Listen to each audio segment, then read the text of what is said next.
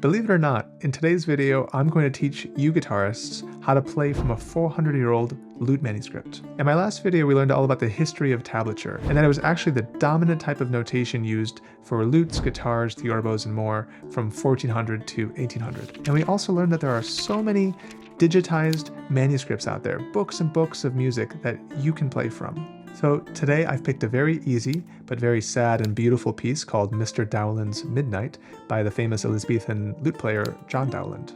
By the end of this video, my hope is to teach you how to play directly from the 400-year-old manuscript. Before we dive in, if you missed the last video on the history of tablature, I'd highly recommend starting with that one. There's a link for the video in the description. Now for today's video, it doesn't matter what type of guitar you have. Electric, steel string, flamenco, jazz, acoustic, classical, they'll all work as long as they have 6 strings. Now real quick, in case you're not familiar, tablature is the main type of notation used by guitarists who play rock, pop, folk, and other styles of guitar. It's super easy. You have 6 horizontal lines representing the 6 strings of the guitar. The line on top represents your thinnest string, the first string, high E. The bottom line represents the low E, the 6th string. We put numbers on those lines which represent the frets. So if I had a 0 on the top line, that would be the first string, open. If I put a 1 on the top line, that would be the first fret on the first string. 2 is 2nd fret, 3 is 3rd, 4, 5, 6. Hopefully you get the idea. If understanding modern guitar tab is new to you, I'd encourage you to go check out other videos which teach this topic, and then come back here when you're ready. And if you understand modern guitar tab, then today is going to be easy for you. So here's our piece, Mr. Dowland's Midnight. On a lute, it sounds like this.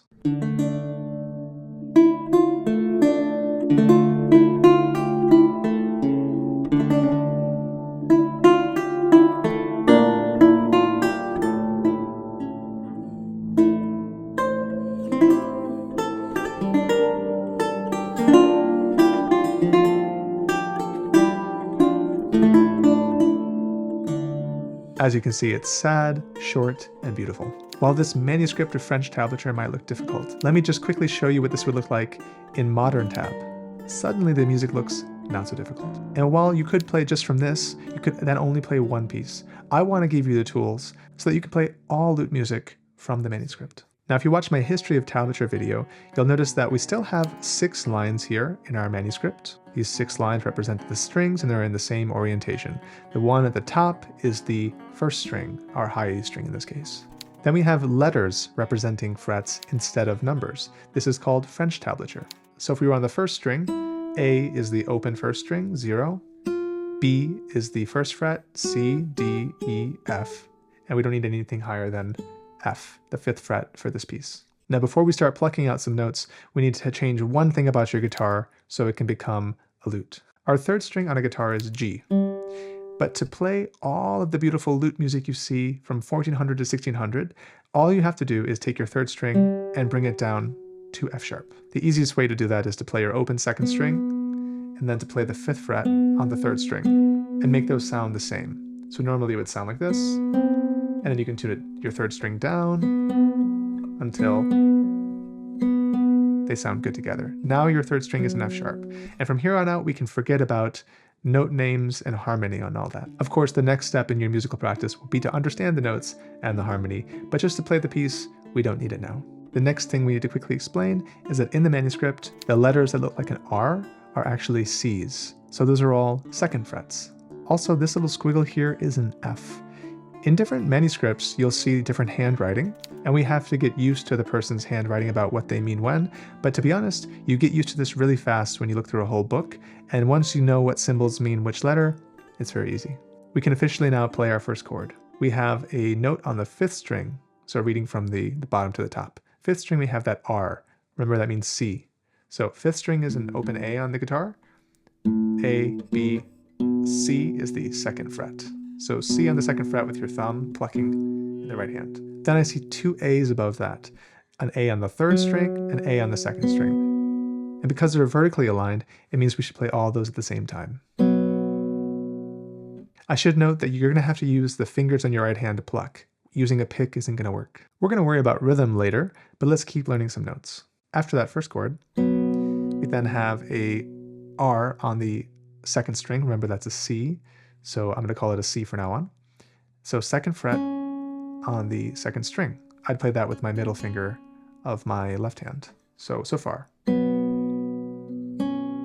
We'll talk more about the other markings in a bit, but let's get playing a bit more. The third note says D on the second string. So A, B, C, D, that's our third fret.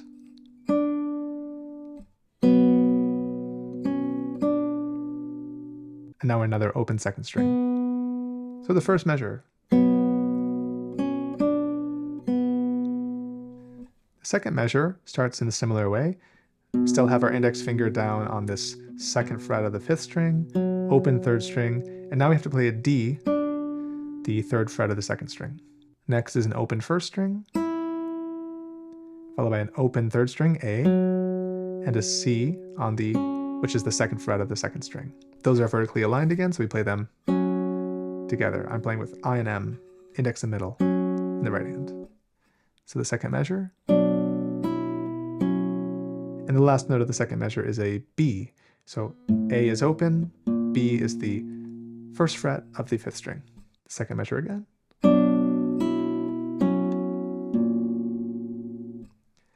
Let's do 2 whole measures very slowly. Ready, go.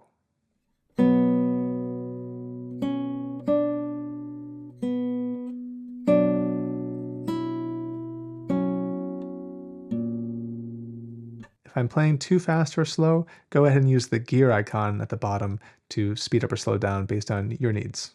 The third measure is almost the same as the first one. Except at the end, the fourth beat, we have a C again, the second fret of the second string, and an open fifth string. They're vertically aligned, so they play together. Okay, 3 measures in a row. Ready, go.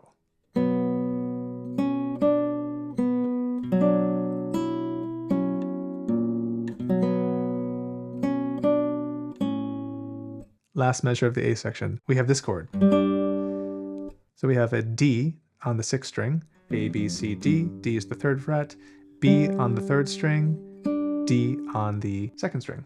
At this point, if you're thinking, man, reading this manuscript is so hard because the letters are hard to read, here is a modern version of the exact same thing we're seeing. I'll make this downloadable. So again, on that third measure, simultaneous, so it's a chord, followed by an open first string, A, and we have another chord, second fret of the sixth string, that's a C, then we have E on the third string, so A, B, C, D, E, and then we have the first and the second string have a C on them, second frets. So we can pluck in the right hand, thumb, index, middle, ring, and we have to bar everything in the left hand. Good news, we have 4 measures. Let's play them. Ready, go.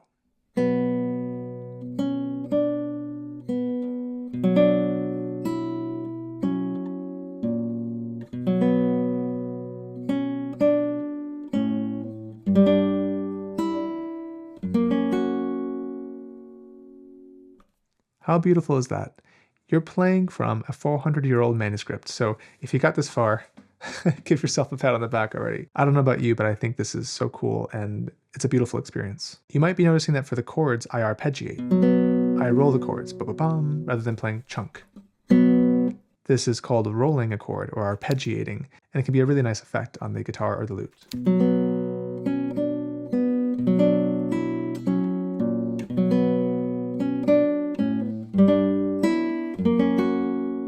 This Italian word, arpeggio, is actually what inspired the name for my online music school, Arpeggiato. This is an online school for plucked instruments. And if you'd like to learn a plucked instrument like guitar, ukulele, bass, lute, or more, or delve deeper into the subject of tablature, we have an assortment of specialists in various instruments and styles who can give you weekly lessons on Zoom. So please check out arpeggiato.com to learn more.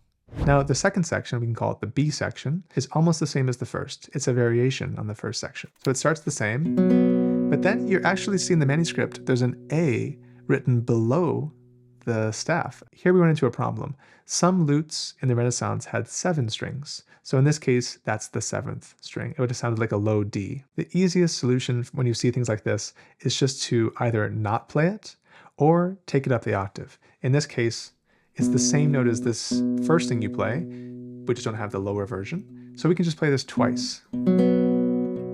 and get a similar effect. Now, lutes from the Renaissance to the Baroque period came in many shapes and sizes. This is a late style lute. This is a Baroque style lute, so we call this one an arch lute or a luto attirbato. It has 14 courses, 14 pairs of strings, so it gets very, very low. And these are the types of low notes that you'd reach down to if you see that there are letters below the tablature. In the case of Mr. Dowland's Midnight, that low note would sound like. So in context,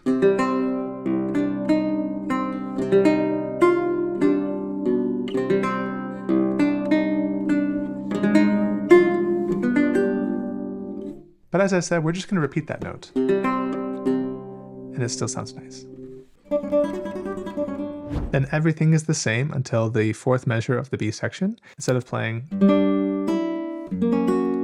we have a little scale. So you can put your middle finger on the 3rd fret, it says D, on the 6th string. Then we play an open A on the 2nd. That's the open string. Then while holding your 2nd finger down, we play C, D, or 2, 3.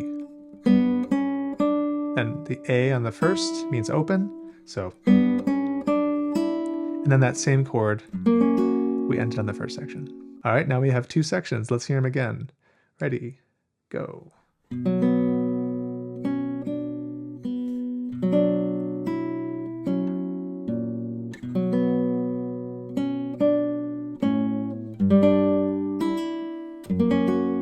Next section.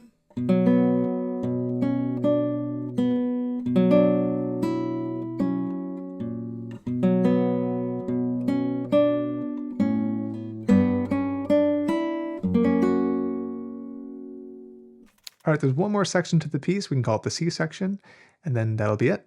Here we have A on the 3rd string, C on the 2nd string. So 0, 2, followed by F. F is the 5th fret, remember, on the 1st string. Okay, then D is the 3rd fret on the 3rd string, C, open, 2nd fret is C, so the 1st measure.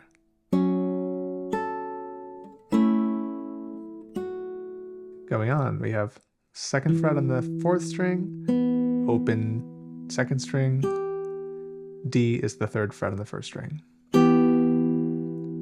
2, 0. Okay, this is a funny one. We have F, F, F, F, D, 5, 5, 3, and then 2, 0 or C, A. So the 2nd measure.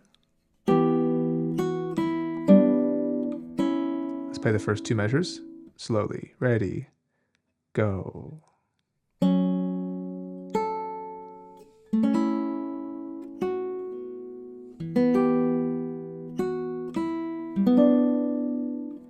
So I'm picking up the pace here. You might need to pause and practice this a bit to keep up at this point. 3rd measure of the C section, open 4th string, that's A, C is the 2nd fret.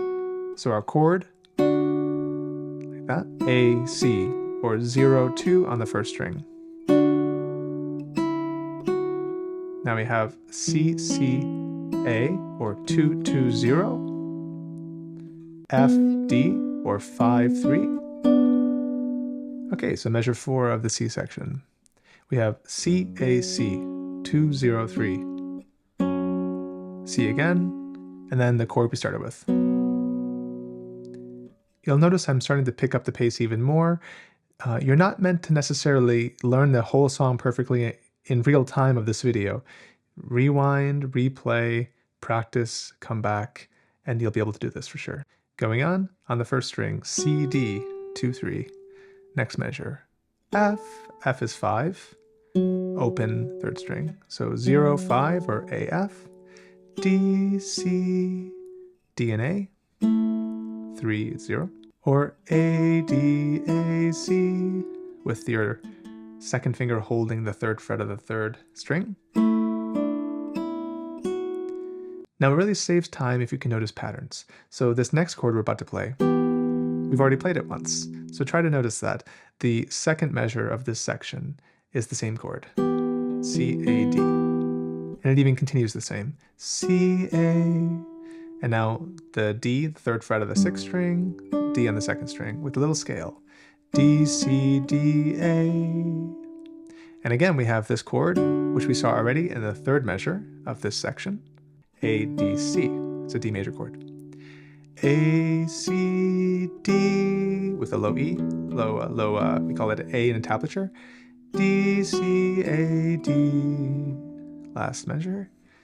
C, C for 2, 2.